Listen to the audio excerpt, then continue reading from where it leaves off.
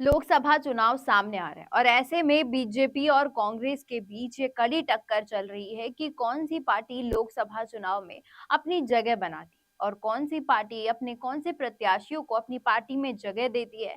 ये जानना काफी दिलचस्प होगा। तो जानने के लिए देखते रहिए वीडियो को एंड तक। मैं आपके साथ देविका और आप देख रहे हैं राजस्थान संवाद। राज्यसभा की 2 सीटों पर राजस्थान में भाजपा द्वारा उम्मीदवारों की घोषणा कर दी गई। इसके साथ ही आने वाले लोकसभा चुनाव में केंद्र सरकार के 2 दिग्गज मंत्रियों का राजस्थान से चुनाव लड़ना लगभग तय हो गया। ये दोनों मंत्री राजस्थान से ही हैं। इन दोनों में से एक है रेलवे मंत्री अश्विनी वैष्णव और दूसरे हैं वन व पर्यावरण मंत्री भूपेंद्र यादव।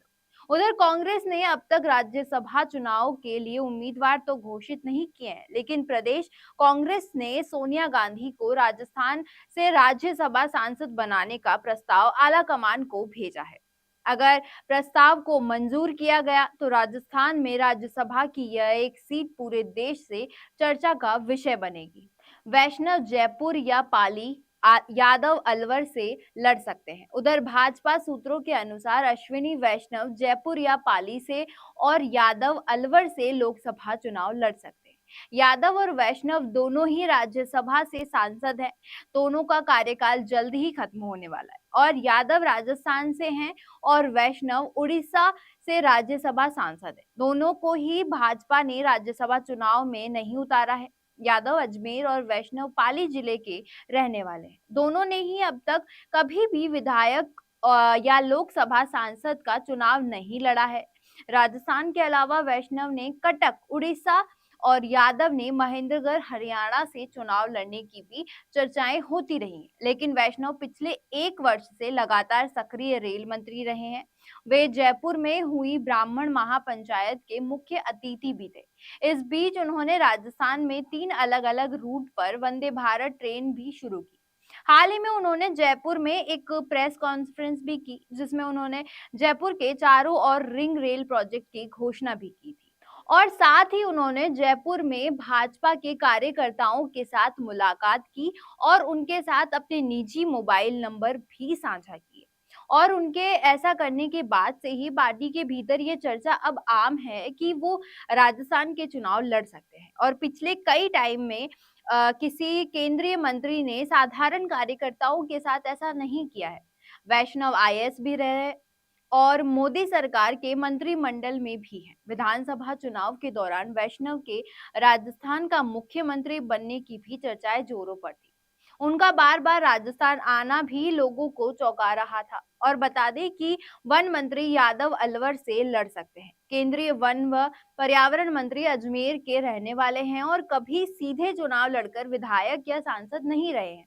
हालांकि भाजपा ने हमेशा उन्हें बड़ी राजनीतिक प्रशासनिक जिम्मेदारियां तो दी है और साथ ही तत्कालीन प्रदेशाध्यक्ष वसुंधरा राजे के साथ प्रदेश की सभी 200 विधानसभा सीट पर घूमे थे और चुनाव में भाजपा ने 163 सीटें जीती थी। उसके बाद यादव लगातार पिछले करीब 1 दशक से मोदी के राज्य गुजरात के प्रभारी भी थे। वे बिहार, यूपी, दिल्ली आदि प्रदेशों में महत्वपूर्ण पदों पर रहे। यादव को भाजपा राजस्थान से राज्यसभा में भेजा था।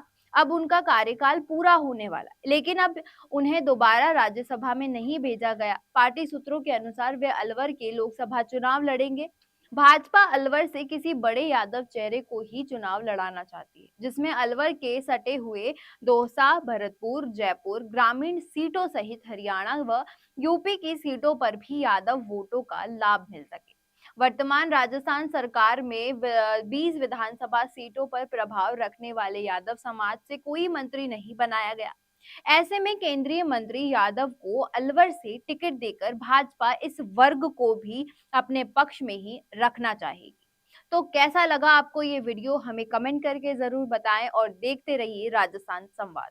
अब आपको मिल सकती है लाइव चैनल में काम करते हुए पत्रकारिता की डिग्री। यूजीसी अप्रूव्ड यूनिवर्सिटी से मिलने वाली इस डिग्री के साथ आपको मिलेगा लाइव चैनल पर रिपोर्टिंग, एंकरिंग और प्रोडक्शन का काम करने का मौका।